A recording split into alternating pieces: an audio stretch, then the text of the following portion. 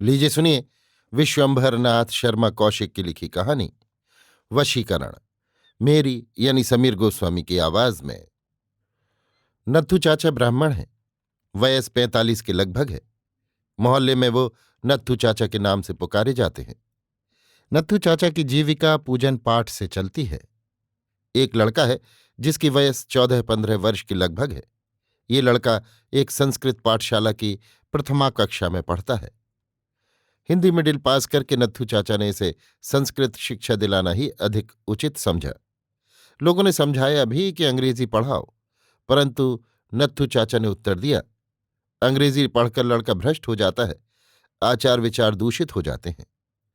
नत्थू चाचा शाक्त हैं और अपने शाक्त कहने में गर्व का अनुभव करते हैं, परंतु बुद्धि उनमें वाजिबी है।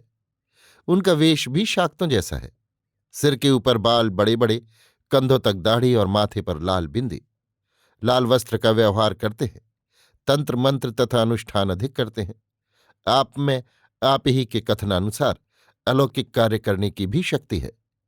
मारण, उच्चाटन, वशीकरण, शत्रु स्तंभन तथा मुकदमे जिता देना उनके बाएं हाथ का खेल है। यद्यपि इन शक्तियों का कोई ज्वलंत प्रमाण अभी तक किसी को देखने को नहीं मिला। जब कोई पूछता, नत्थू चाचा आपने कभी मारण किया है, तो नत्थू चाचा उत्तर देते, आजकल मारण करवा कौन सकता है। मारण में हजारों रुपए खर्च होते हैं। इसके अतिरिक्त मैं बाल बच्चेदार आदमी, मैं मारण करता भी नहीं। गृहस्थ को मारण नहीं करना चाहिए। परंतु आप चाहें तो कर सकते हैं। हाँ, कर तो सब कुछ सकते हैं। वशीकरण, उच्चाटन आदि तो करते होंगे। क्यों नहीं, ये सब करते हैं। वशीकरण तो अभी हाल में ही किया है। एक बड़े आदमी हैं, उनकी पत्नी पति के उदासीन व्यवहार से बहुत दुखी थी। उसने पति का वशीकरण हमसे करवाया, हमने किया। अब आजकल ये दशा है कि जितना पानी वो पिलाती है उतना ही पति महाराज पीते हैं। गुलाम हो गया, गुलाम। तब से वो स्त्री हमें बहुत मानती है। इस प्रकार पंडित जी के कहने से ही उनके अलौकिक कार्यों की जानकारी प्राप्त होती थी। एक दिन एक व्यक्ति ने नत्थू चाचा के मुंह पर कह दिया, आजकल के शाक्त केवल मांस मदिरा खाने पीने भर के शाक्त हैं और उनमें कोई तत्व नहीं है। ये सुनकर नत्थू चाचा आग हो गए। बोले, अभी लड़के हो बच्चे, किसी शाक्त से पाला नहीं पड़ा। किसी दिन पाला पड़ जाएगा तो सब भूल जाओगे। मेरी बात दूसरी है, पर और किसी शाक्त के सामने ये बात कहना भी नहीं।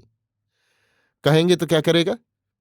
आजकल के लड़कों में ये बड़ा दोष है कि हर बात में टांग अड़ाते हैं और बहस करने को तैयार रहते हैं, और इसी में कभी खता खा जाते हैं तब रोते हैं। एक व्यक्ति बोला, अच्छा नत्थू चाचा, मनुष्य का मारण आप नहीं करते, परंतु पशुओं का मारण तो आप कर सकते हैं। पशुओं का मारण करने में क्या है।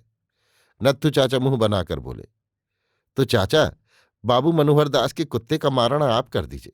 बड़ा कष्ट है उससे। साला रात भर भूखता है, नींद हराम कर देता है। जो कुछ 10-20 रुपए खर्च होंगे वो हम दे देंगे। अबे क्या तुमने मुझे कुत्ता मार समझा है। कुत्ता मारना जल्लाद का काम है, गधा कहीं का। जल्लाद तो लाठी या बंदूक से मारता है, आप मंत्र बल से मारेंगे। किसी को पता भी ना होगा कि किसने मरवा दिया। कुचला खिला देना, मर जाएगा।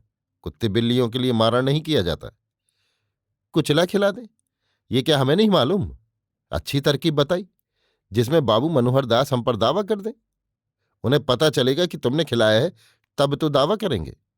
पता तो तुरंत चल जाएगा। हमसे उस कुत्ते के पीछे बाबू साहब से कहा सुनी हो चुकी है।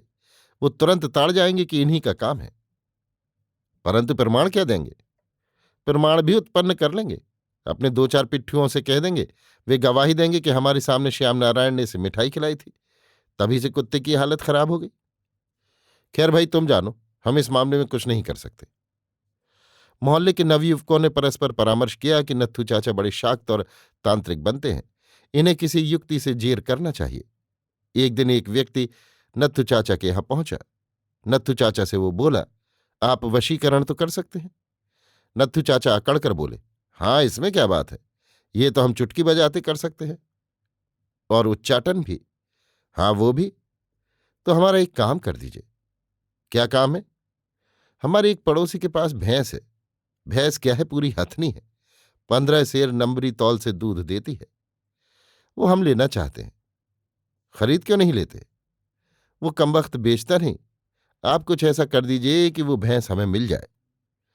नत्थू चाचा कुछ देर विचार करके बोले, ये कार्य उच्चाटन से सिद्ध हो सकता है। भैंस के स्वामी का उच्चाटन किया जाए, जिससे वो उस भैंस को अपने यहां न रखे। उस समय तुम उसे खरीद ले सकते हो। हाँ, ऐसा कीजिए, या ऐसा कर दीजिए कि भैंस का स्वामी अपनी खुशी से हमें भैंस दे दे। वो एक ही बात है। एक बात नहीं है। अपनी खुशी से देगा तो दामों में किफायत हो जाएगी, या दाम ही न ले। ऐसा तो वशीकरण से ही हो सकता है। तो वही कीजिए। इसमें खर्च पड़ेगा। कितना खर्च पड़ेगा? नत्थू चाचा ने कुछ क्षण सोचकर कहा, 25 रुपए के लगभग पड़ेगा। तो रुपए काम हो जाने पर मिलेंगे। पूजन पाठ की सामग्री कहाँ से आवेगी? देखो चाचा, मामले की बात है। काम हो जाने पर आप हमसे कौड़ी गंडे से ले लीजिएगा। पहले देने की बात समझ में नहीं आती। काम न हुआ तो? क्या लड़कपन की बात करते हो? काम कैसे न हो? जब आपको इतना विश्वास है तो फिर रुपए भी मिल जाएंगे, परंतु काम हो जाने पर। व्यवहार की बात है चाचा, नाराज मत होना। परंतु पूजन सामग्री के लिए तो कुछ दे दो। उसके लिए हम अपने पास से रुपए नहीं लगाएंगे। कितना रुपया लगेगा? बस 5-7 रुपए। अच्छी बात है, 7 रुपए हम आपको दे देंगे। तब ठीक है, हम तुम्हारा काम कर देंगे। कब? दीपावली आ रही है, बड़ा शुभ पर्व है, उसी दिन पूजा करेंगे। दीपावली के दिन? हाँ, हम तांत्रिकों के लिए दीपमालिका की अमावस्या बड़ी ही महत्वपूर्ण है। उस दिन जो अनुष्ठान किया जाता है वो अवश्य सिद्ध होता है। तो घर में ही करोगे? नहीं, गंगा तट पर एकांत में। शिवा बलि देनी होगी, वो घर में नहीं हो सकती। शिवा बलि क्या? अब ये तुम क्या करोगे पूछ के? कुछ नहीं, जानना चाहते हैं। किसी दिन साथ ले चलकर दिखा दें। शिवा श्रगाल का रूप रखकर आती है और अपना भाग खा जाती है। अच्छा। हाँ, ये तो बड़ी आश्चर्य की बात है। अभी तुम बच्चे हो, तुम्हें इन बातों का क्या ज्ञान? तो चाचा कहाँ जाओगे? चाचा ने एक स्थान बताया। वो व्यक्ति बोला, वो तो बड़ा भयानक स्थान है। चाचा हंसकर बोले, हाँ हाँ, तुम्हारे लिए तो ऐसा ही है, पर हमारे लिए कोई बात नहीं। आपको भय नहीं लगता? क्या बात करते हो, भय काहे का? ये तो साधारण बात है। हम शव साधन कर सकते हैं। वो क्या? मुर्दे की छाती पर बैठकर अनुष्ठान किया जाता है। ये सब तंत्र की साधनाएं हैं। शव साधन, लता साधन। तो रात को जाते होगे? और नहीं क्या, दिन में? रात में 11-12 बजे। अच्छी बात है, किसी दिन आपके साथ चलकर देखेंगे। चक्र में सम्मिलित हो जाना। चक्र क्या? एक प्रकार का पूजन होता है। जैसा आप कहेंगे करेंगे। तो हम 7 रुपये आपको दे जाएंगे। दीपावली को 1 सप्ताह है। बस उसी दिन सब काम हो जाएगा। बस ठीक है। उस व्यक्ति ने 7 रुपये नत्थू चाचा को दे दिए। दीपावली का दिन आया। नत्थू चाचा ने पूजन का सब सामान बनवाया। मांस मदिरा का भी प्रबंध किया। ये सब सामान बांधकर और एक अपने शिष्य को साथ लेकर नत्थू चाचा गंगा तट पर पहुंचे।